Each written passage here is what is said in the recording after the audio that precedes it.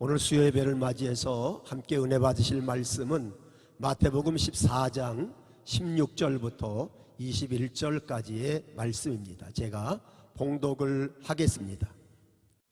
예수께서 이르시되 갈 것 없다. 너희가 먹을 것을 주라.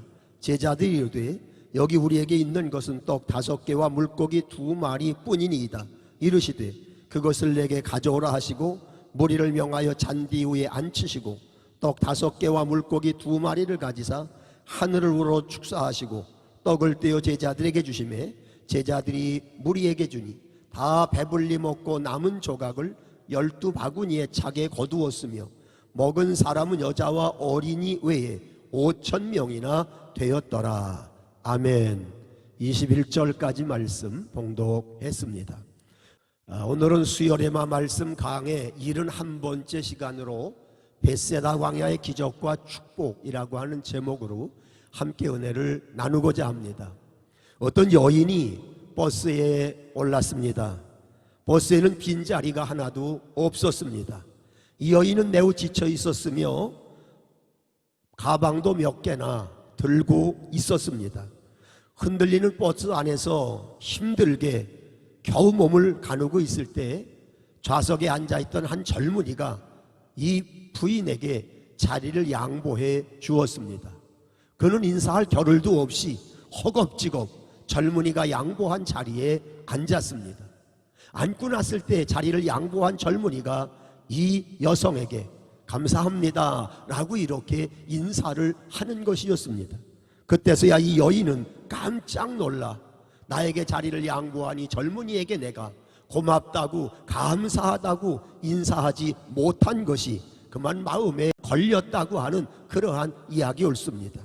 이 이야기의 핵심이 뭡니까? 도움을 받았을 때, 은혜를 받았을 때 그것에 대한 감사와 고마움의 표현을 해야 한다는 것입니다. 성경이 가르치는 것도 신앙적으로도 오늘 우리가 감사하며 살아야 될 뿐만 아니라 인간적으로도 세상을 살아갈 때 우리는 감사해야 될 때 감사의 표현을 할 줄 알아야 한다는 것입니다. 그래서 잘 아시는 데살로니가전서 5장 16절부터 18절까지에 보면 항상 기뻐하라, 쉬지 말고 기도하라, 범사에 감사하라, 이는 그리스도 예수 안에서 너희를 향하신 하나님의 뜻이니라고 하였습니다. 오는 주일은 추수감사 주일입니다. 추수감사절의 성경적 근거는 이스라엘 백성들을 향한 하나님의 3대 절기에서 비롯이 되었습니다. 하나님은 이스라엘 백성들에게 1년에 3차례 감사의 절기를 지키도록 명령하셨습니다. 그 중에 하나가 6월절입니다. 이는 하나님께서 애굽에 종살이하던 이스라엘 백성들을 구원해 주신 사실에 대하여 감사함으로 드리는 절기입니다. 그런가 하면 두 번째 절기는 7.7절 혹은 오순절기입니다. 이것은 보리를 수확하고 혹은 밀을 수확한 것에 대해서 하나님 앞에 감사하면서 드리는 절기인 것입니다.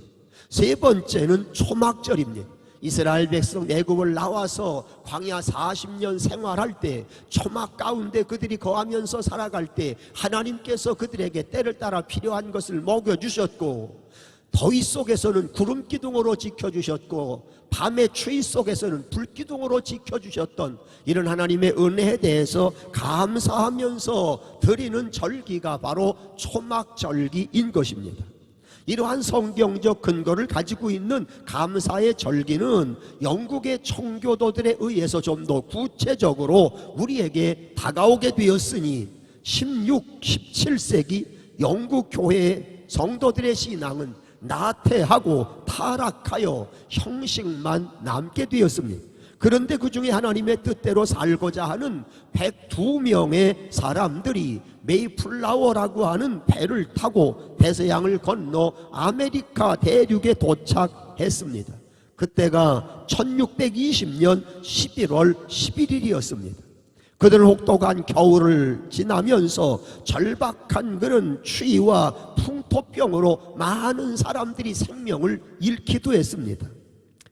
그래도 그들은 굴하지 않고 믿음으로 신앙으로 모든 것을 버틴 후에 이른 봄 원주민들의 도움으로 농사를 짓게 되었습니다. 그들은 힘들고 어려운 환경 속에서도 씨앗을 뿌리고 여름의 모든 곡식들을 잘 가꾸고, 그리고 드디어 가을에 잘 되진 않았지만 첫 번째 곡식을 추수하여 제일 먼저 하나님 앞에 감사의 예배를 드렸고, 뿐만 아니라 자기들 주변에 있는 원주민들을 초청하여 함께 감사의 축제를 벌였습니다. 이러한 신앙적 근거와 바탕으로 한국교회는 1914년 11월 셋째 주일을 추수감사 주일로 정하여 하나님 앞에 감사절 예배를 드리며 감사의 축제를 나누기도 하였습니다.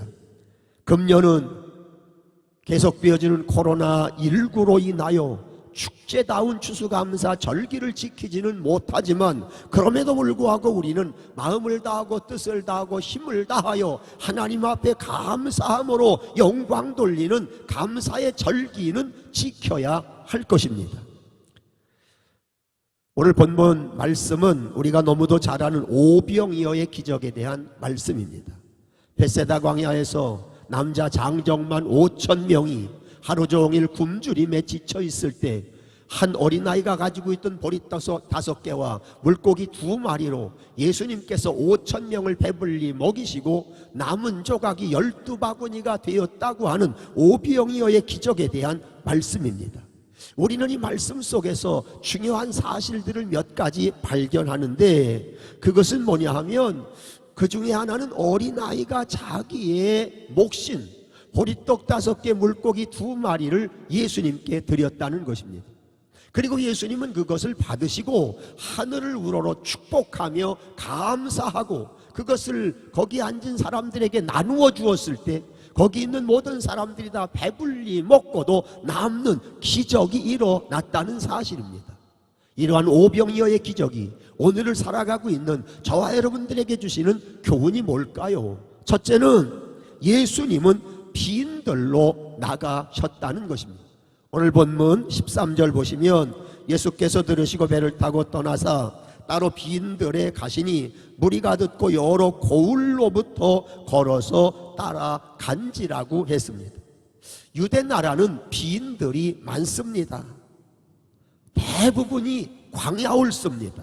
메마릅니다. 삭막합니다. 예수님도 공생애를 시작하시기 전에 40일 동안 유대 삭막한 광야에서 금식하며 기도하셨음을 우리가 잘 압니다. 이스라엘 백성들이 애굽을 탈출하여 가나안 땅 들어가기 전에 40년 동안 그들이 머물러 지냈던 곳이 유대 광야입니다. 빈들이었습니다.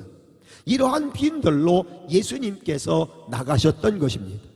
빈들은 사람 살기가 어렵습니다. 전갈과 뱀과 맹수들이 많이 있습니다. 낮에는 더위가 하늘을 찌를 듯하고 밤에는 추위가 모든 몸들을 위협합니다.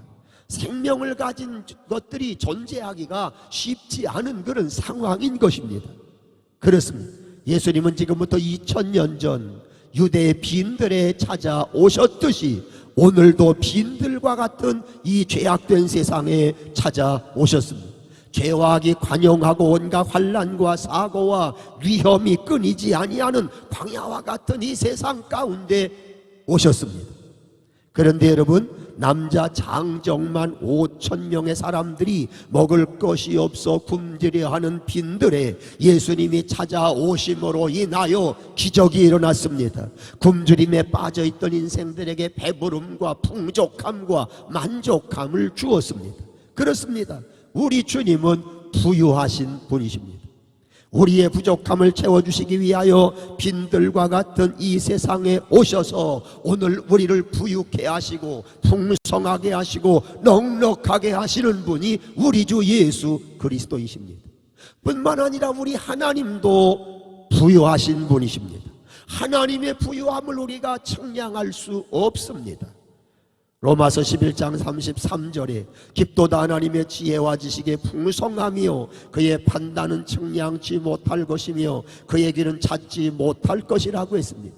뿐만 아니라 유대인이나 헬라인이나 차별이 없음이라 한 주께서 모든 사람의 주가 되사 저를 부르는 모든 사람에게 부요하시도다 라고 했습니다.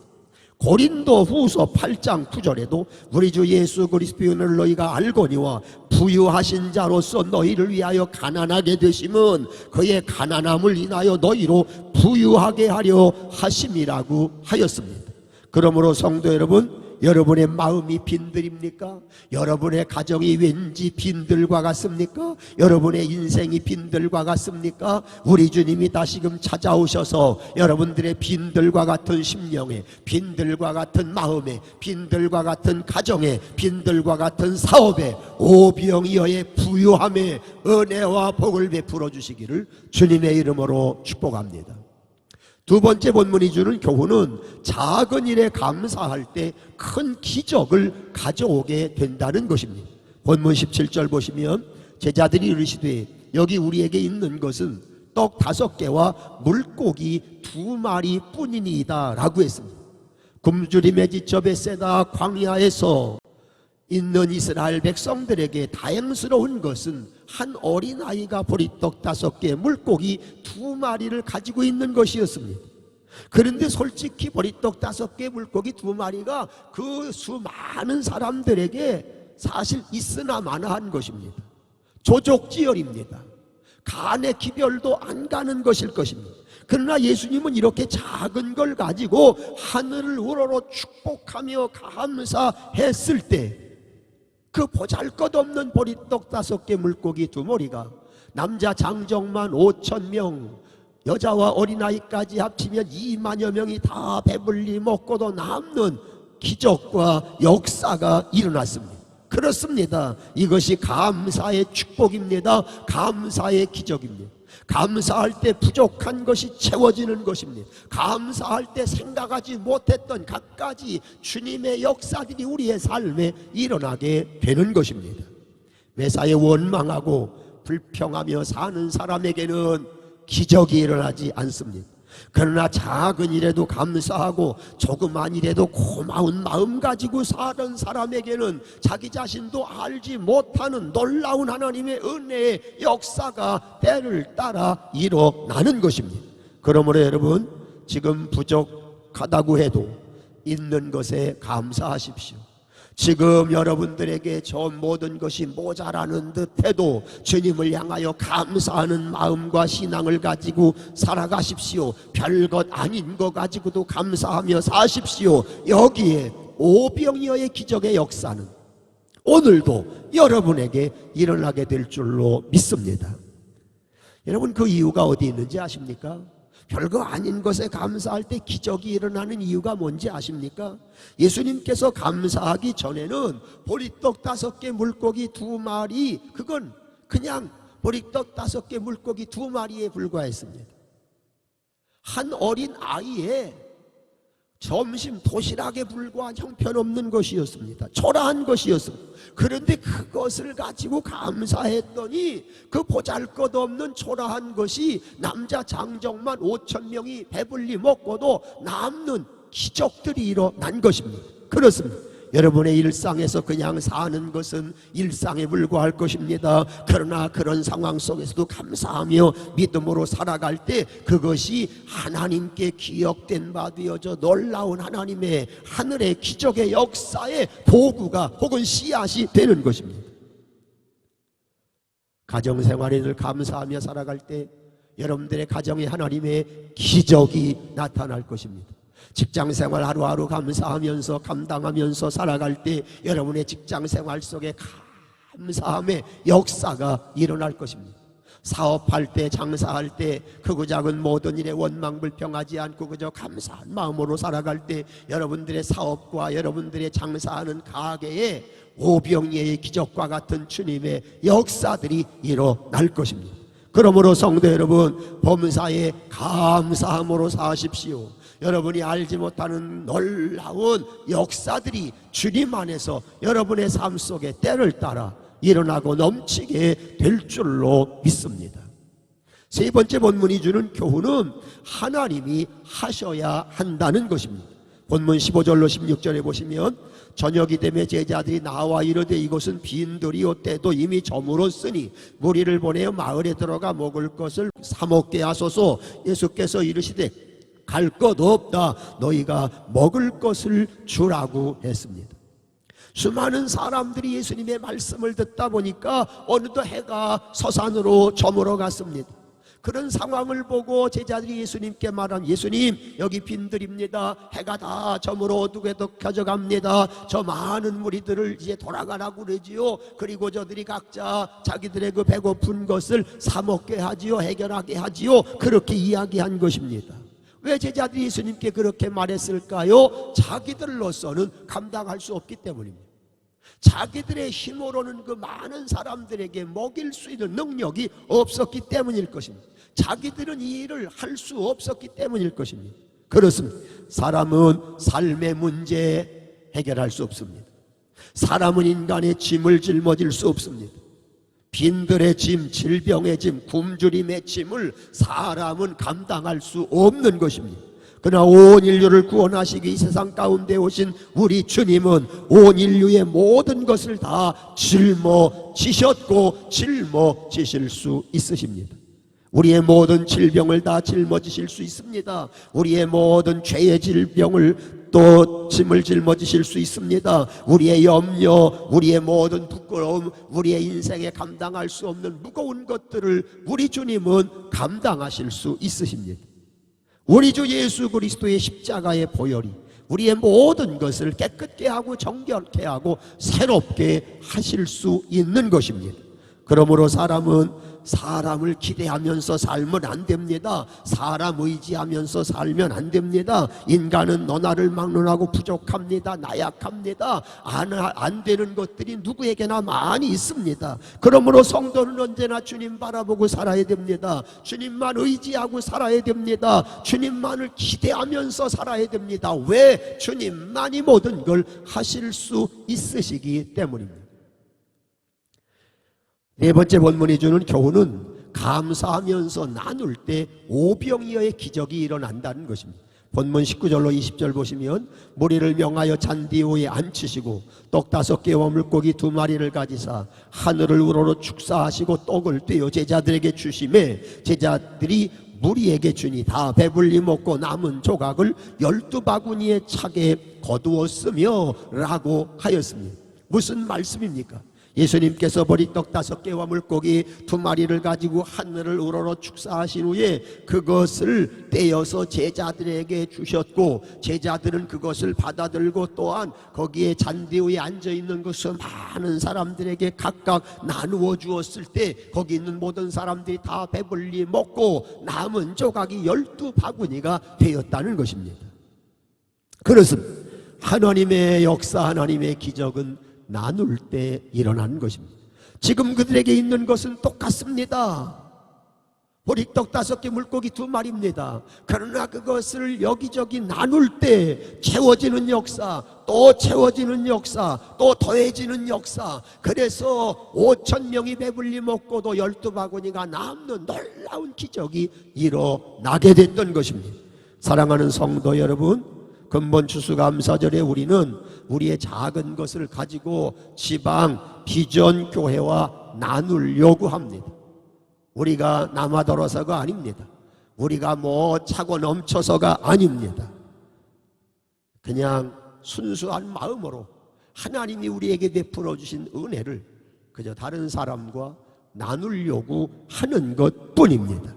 바라기는 벳세다 광야에서 한 어린아이의 보리떡 5개와 물고기 2마리로 5,000명을 배불리 먹이신 하나님께서 우리의 감사절기를 통하여 여러분의 가정과 여러분의 사업과 여러분의 일터에도 놀라운 벳세다 광야의 오병이어의 놀라운 기적들이 일어날 수 있게 되기를 예수님의 이름으로 축원합니다.